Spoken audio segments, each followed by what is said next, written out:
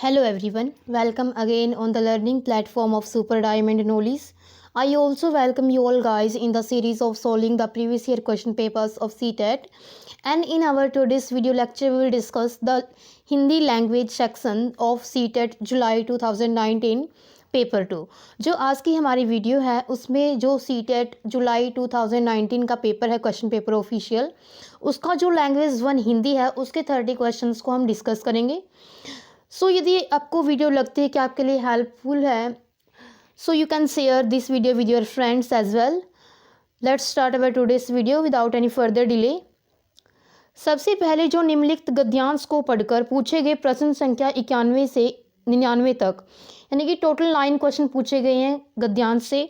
हमने इस गद्यांश को पढ़ना है, फिर उसके जो क्वेश्चन पूछे गए हैं उनके आंसर पुट करने हैं। सबसे पहले हम इस गद्यांश को ही पढ़ते हैं।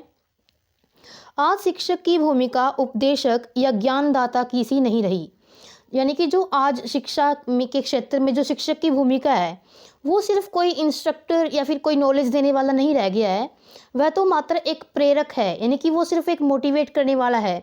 टीचर क्या है? एक मोटिवेटर है कि शिक्षार्थी स्वयं सीख सकें, कि शिक्षार्थी हैं जो स्टूडेंट हैं वो अपने आप सीख सकें। उनके किशोर मानस को ध्यान में रखकर शिक्षक को अपने शिक्षण कार्य के दौरान अध्ययन अध्यापन की परंपरागत विधियों से 2 कदम आगे जाना पड़ेगा, यानी कि जो पुराने तरीके हैं अध्ययन अध्यापन के उनसे 2 कदम उसे आगे जाना पड़ेगा। उसे कुछ नए स्किल्स सीखने होंगे ताकि शिक्षार्थी समकालीन यथार्थ और दिन प्रतिदिन बदलते जीवन की चुनौतियों के बीच मानव मूल्यों के प्रति अडिग आस्था बनाए रखने के लिए प्रेरणा ग्रहण कर सकें। यानी कि उसको मतलब नए तौर तरीके सीखने होंगे, पढ़ने पढ़ाने के लिए नए टीचिंग मेथड उसको सीखने होंगे ताकि जो विद्यार्थी हैं समकालीन यथार्थ और दिन प्रतिदिन जो जीवन बदल रहा है उसकी चुनौतियों के बीच मानव मूल्यों के प्रति अडिग आस्था को बनाए रखने के लिए वो प्रेरणा पा सके। पाठगत बाधाओं को दूर करते हुए विद्यार्थियों की सहभागिता को सही दिशा प्रदान करने का कार्य शिक्षक ही कर सकता है। नेक्स्ट देखिएगा इस पैराग्राफ।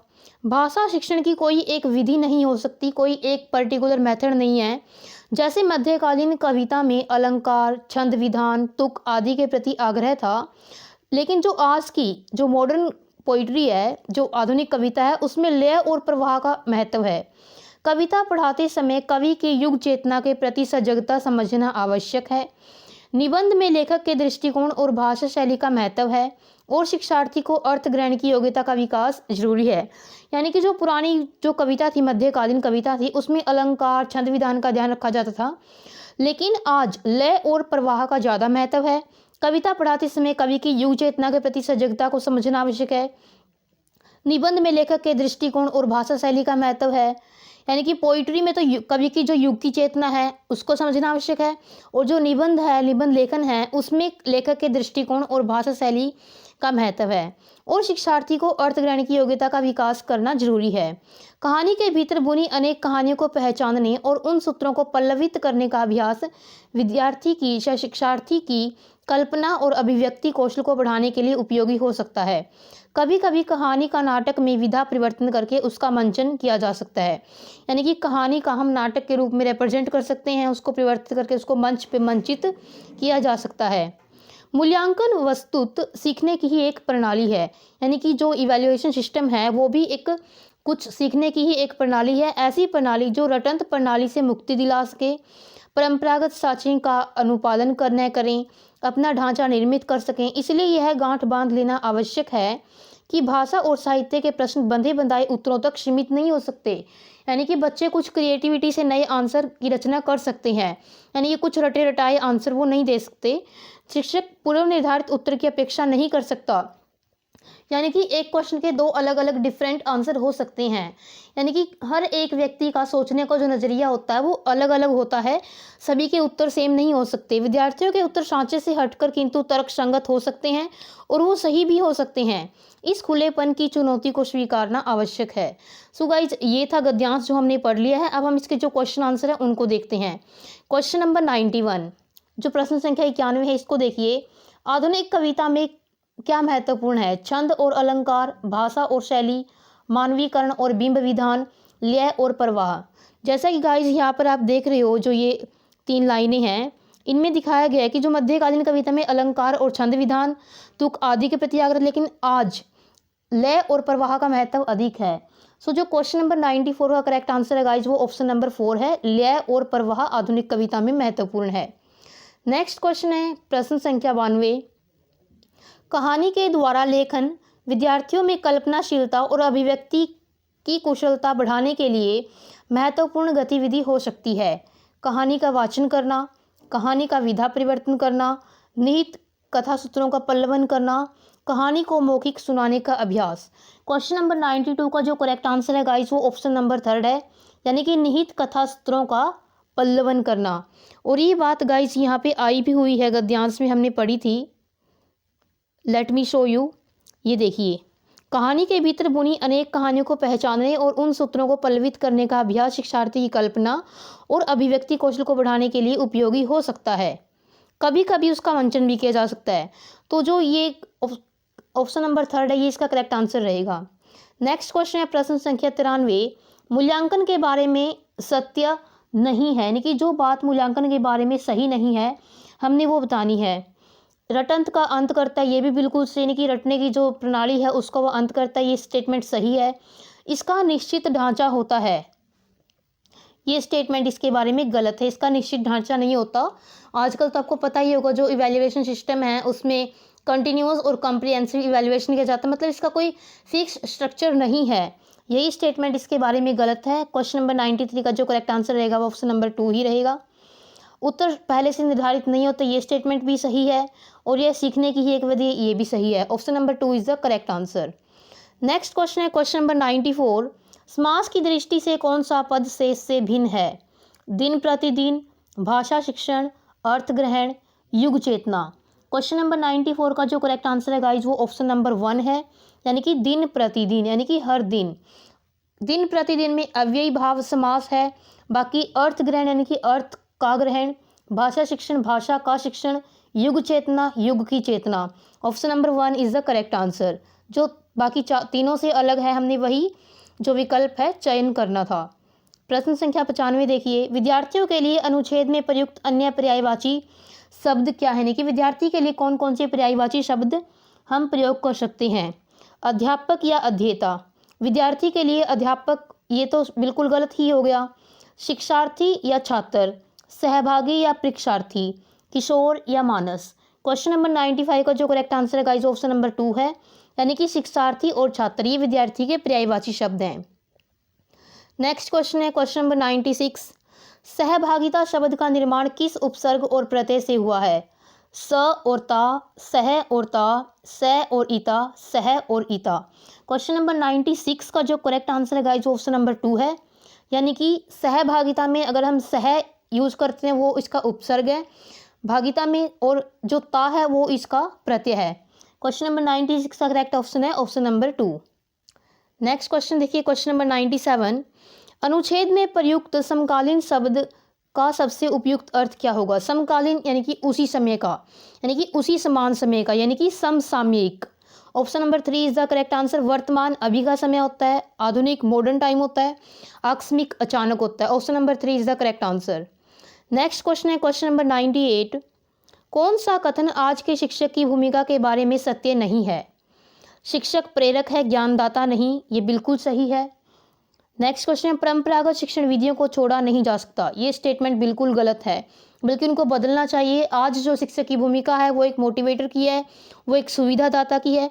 शिक्षक विद्यार्थियों की सहभागिता सुनिश्चित करता है, ये स्टेटमेंट भी सही है।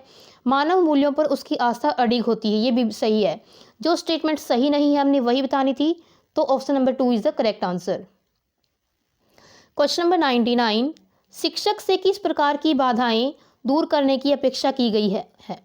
यानी कि जो शिक्षक किस प्रकार की बाधाओं को दूर करता है, क्या अपेक्षाएं एक शिक्षक से की जाती हैं?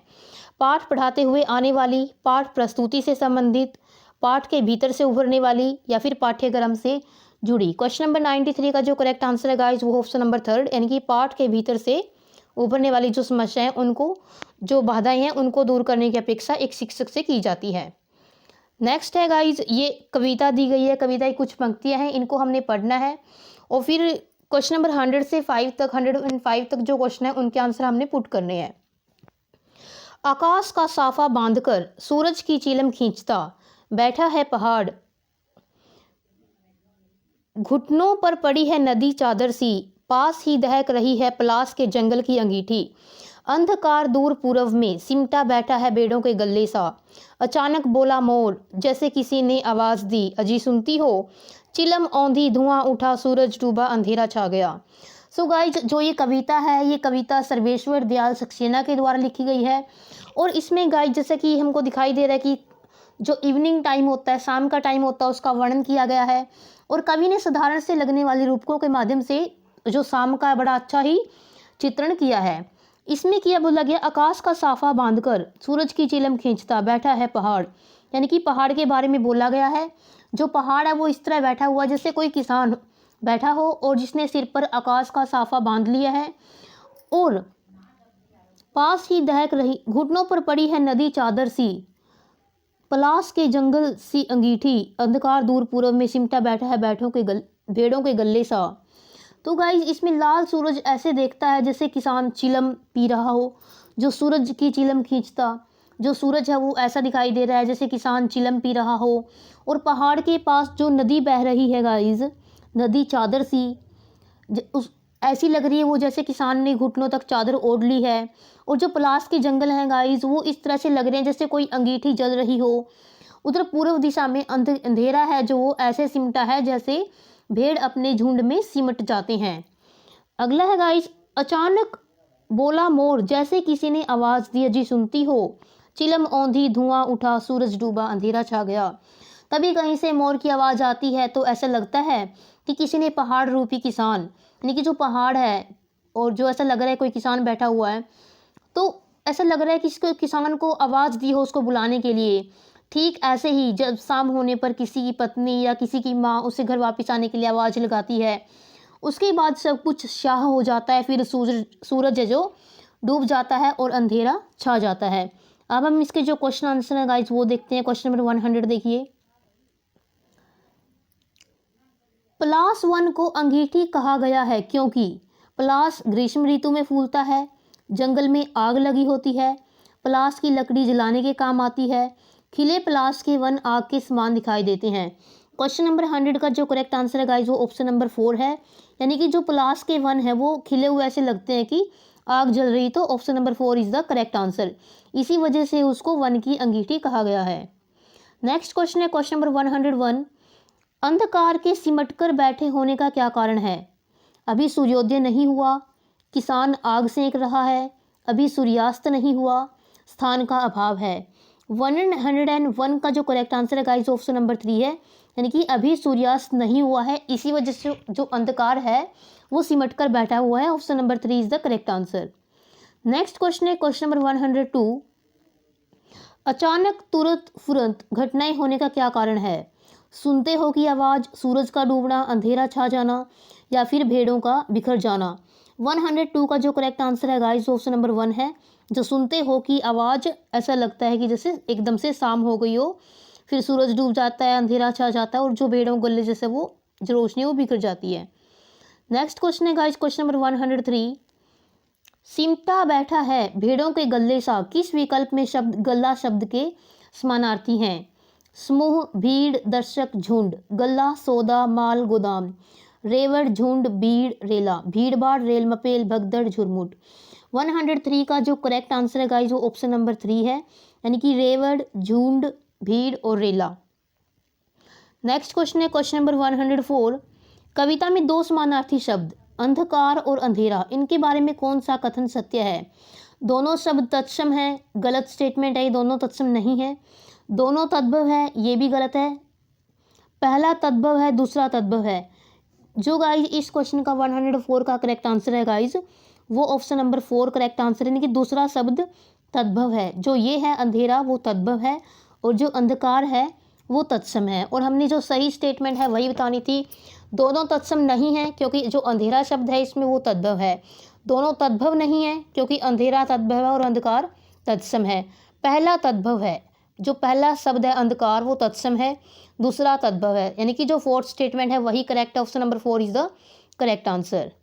नेक्स्ट क्वेश्चन है तत्सम शब्द वो शब्द होते हैं गाइज जिनको संस्कृत भाषा से ज्यों का त्यों लिया जाता है, और जो तद्भव शब्द होते हैं उनमें कुछ न कुछ चेंज हो जाता है भाषा के अपभ्रंश के प्रयोग के कारण। नेक्स्ट क्वेश्चन है क्वेश्चन नंबर 105। शाम का सजीव चित्रण करने के लिए किस रूपक को अनुपयुक्त माना जा सकता है? सूरज की चिलम, आकाश का साफा, मोर की आवाज़ या फिर जंगल की अंगीठी। 105 का जो करेक्ट आंसर है गाइस ऑप्शन नंबर 3 यानी कि मोर की आवाज़। क्वेश्चन नंबर 106 देखिए। उच्च प्राथमिक स्तर पर व्याकरण सिखाने के लिए किस विधि को आप सर्वाधिक महत्वपूर्ण एवं उपयोगी पाते हैं? आगमन विधि, निगमन विधि, पाठ्य पुस्तकें विधि, अनुवाद विधि। इसका जो करेक्ट आंसर है गाइस वो ऑप्शन नंबर 1 है यानी कि आगमन विधि। निगमन विधि भी वैसे ठीक है, लेकिन ज़्यादा बड़ी क्लासेस होती हैं जो 10th के बाद आने वाली, उनके लिए ये विधि ठीक रहती है। जो आगमन होती है उसमें बच्चे को पहले उदाहरण दिए जाते हैं, उसके बाद उसको नियमों का ज्ञान करवाया जाता है। तो option number 1 is the correct answer. Next question है क्वेश्चन नंबर 107। उच्च प्राथमिक स्तर पर भाषा शिक्षण का उद्देश्य नहीं है। निजी अनुभवों के आधार पर भाषा का सृजनशील उपयोग करना, बिल्कुल सही। भाषा के व्याकरणिक बिंदुओं की परिभाषा को जानना, नहीं। सिर्फ परिभाषा को जानना ही जो भाषा शिक्षण का उद्देश्य नहीं है। भाषा की बारीकी और सौंदर्य बोध को समझने की क्षमता का विकास, ये भी स्टेटमेंट सही है। विभिन्न साहित्यिक विधाओं की समझ का विकास, ये भी सही है। जो उद्देश्य नहीं है हमने वो बताना था, तो option number 2 is the correct answer. Next question है गाइस क्वेश्चन नंबर 108। भाषा की नियमबद्ध प्रकृति को पहचानना और उसका विश्लेषण करना उच्च प्राथमिक स्तर पर भाषा शिक्षण का उद्देश्य है, उद्देश्य नहीं है, एकमात्र उद्देश्य है या फिर मुख्य उद्देश्य है? 108 का जो करेक्ट आंसर है गाइस ऑप्शन नंबर 1 है यानी कि उद्देश्य है। भाषा की नियमबद्ध प्रकृति को पहचानना और उसका विश्लेषण करना उच्च प्राथमिक स्तर पर भाषा शिक्षण का ये उद्देश्य है। Question number 109। उच्च प्राथमिक स्तर पर बच्चों के भाषा विकास के लिए जरूरी है कि डैश समृद्ध का भाषा व डैश व अन्य विषयगत शिक्षण युक्ति में उपयोग किया जाए। साहित्य कला, कलात्मक साहित्य, भाषिक साहित्य, फिर परिवेश भाषिक। इसका जो करेक्ट आंसर है गाइस ऑप्शन नंबर 3 है यानी कि भाषिक समृद्धि की भाषा एवं साहित्य व अन्य विषयगत शिक्षण युक्त। क्वेश्चन नंबर 109 का option number 3 is the correct answer. Next question है क्वेश्चन नंबर 110 देखिए गाइस। उच्च प्राथमिक स्तर की हिंदी भाषा की पाठ्य पुस्तकों में हिंदीतर भाषा को अपनी जगह मिलनी चाहिए। इस कथन का औचित्य यानी कि इसका क्या कारण नहीं हो सकता? हिंदीतर भाषा के भाषियों के आक्रोश को शांत करना, हिंदीतर भाषा के साहित्य से परिचित कराना, बिल्कुल सही। हिंदीतर भाषाओं की रचना शैलियों से परिचित कराना, ये स्टेटमेंट भी सही है। हिंदीतर भाषाओं के माध्यम से संवेदनाओं का विस्तार करना, ये भी सही है। इस कथन का जो औचित्य नहीं है ऑप्शन नंबर 1 है यानी कि option number 1 is the correct answer. Next question है क्वेश्चन नंबर 111। विद्यार्थियों के पढ़ने में रुचि जगाने एवं भाषा ज्ञान में वृद्धि करने के लिए पाठ्य पुस्तक के अतिरिक्त डैश शैक्षिक भ्रमण का अधिकाधिक आयोजन किया जाना चाहिए। पाठ्यचर्या सहगामी क्रियाओं का अधिकाधिक आयोजन किया जाना चाहिए या फिर समाचार पत्र पोस्टर का निर्माण करवाना चाहिए। पठन सामग्री विकसित की जा सकती है। 111 का जो करेक्ट आंसर है गाइस ऑप्शन नंबर 4 है यानी कि पठन सामग्री विकसित की जा सकती है। Option number 4 is the correct answer. Next question है क्वेश्चन नंबर 112। उच्च प्राथमिक स्तर पर बच्चों के भाषाई आकलन की दृष्टि में सबसे महत्वपूर्ण प्रश्न क्या है? मोर और मोरनी के नाम किस आधार पर रखे गए हैं? वसंत ऋतु में नीलकंठ के लिए जाली घर में बंद रहना असहनीय क्यों हो जाता है? लेखिका को नीलकंठ से कौन कौन सी चेष्टाएं बहुत भाती हैं? या फिर नीलकंठ की नृत्य भंगिका को अपने शब्दों में चित्र प्रस्तुत कीजिए। Option number 4 is the correct answer. यानी कि इससे क्या होगा, जो बच्चों का भाषाई आकलन है वो अच्छे से हो जाएगा जब बच्चे किसी भी चीज़ का वर्णन अपने शब्दों में करेंगे। तो option number 4 is the correct answer. Next question है क्वेश्चन नंबर 113। भाषा अर्जित करने के संदर्भ में डैश सर्वाधिक महत्वपूर्ण है? भाषिक पठन सामग्री, समृद्ध भाषा परिवेश, संचार माध्यमों का अधिकाधिक उपयोग या फिर विद्यालयी परीक्षा प्रक्रिया। Option number 2 is the correct answer. यानी कि भाषा अर्जित करने के संदर्भ में सबसे महत्वपूर्ण जो चीज़ है वो ऑप्शन नंबर 2 है यानी कि समृद्ध भाषा परिवेश। नेक्स्ट क्वेश्चन है क्वेश्चन नंबर 114।